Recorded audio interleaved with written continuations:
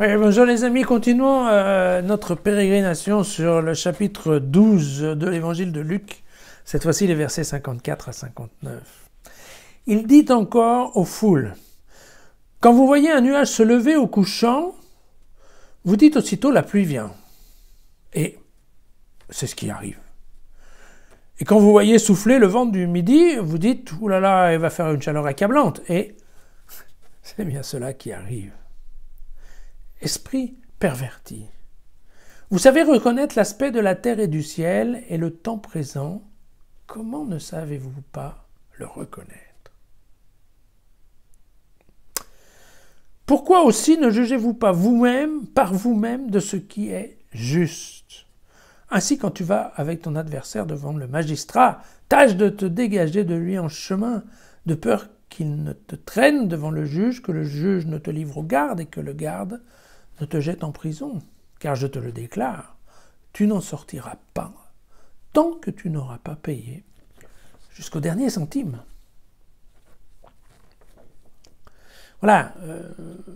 Alors vous savez qu'hier Jésus parlait aux disciples, puisque vous savez, c'était en plus la question de l'importance de la responsabilité des clercs.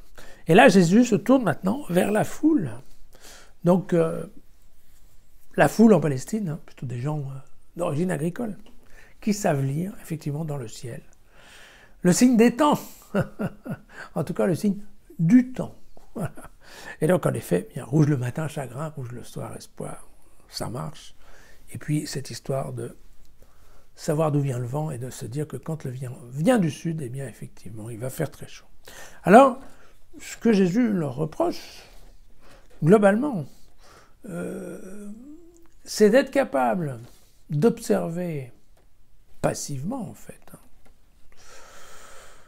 un certain nombre de signes de la nature, mais en revanche d'être incapable d'analyser les signes du temps, mais du temps qui passe, du signe de l'histoire, d'être incapable de prendre suffisamment de recul pour se regarder soi, tant qu'être humain, intégré dans le temps qui passe, chacun ayant un rôle à jouer et chacun devant être normalement capable de faire le discernement nécessaire pour évoluer, changer, et obtenir, de fait développer un rôle actif et non plus être passif par rapport aux événements de la nature. Voilà. Ça, c'est un premier reproche qui est assez direct. Et puis le second, vous voyez, c'est un peu la même chose. Là aussi, c'est l'idée, mais est-ce qu'il vous arrive de réfléchir? Parce que quand vous rentrez dans un procès judiciaire, et on sait que déjà à l'époque, en fait, la machine judiciaire était une machine à broyer des hommes. Voilà. C'est pas nouveau.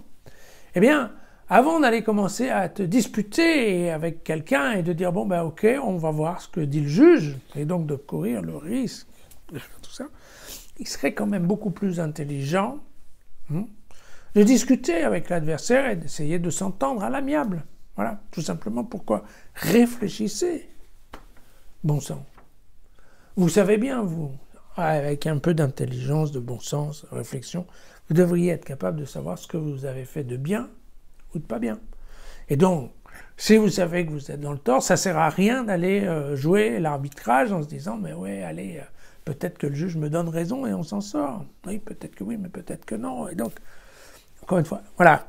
Ce passage de Luc, il nous appelle, en fait, le peuple, la foule, il nous appelle tous, en fait, à un peu de réflexion, un peu de bon sens, un peu d'intelligence. Il ne faudrait pas qu'on l'oublie non plus. Voilà, à demain.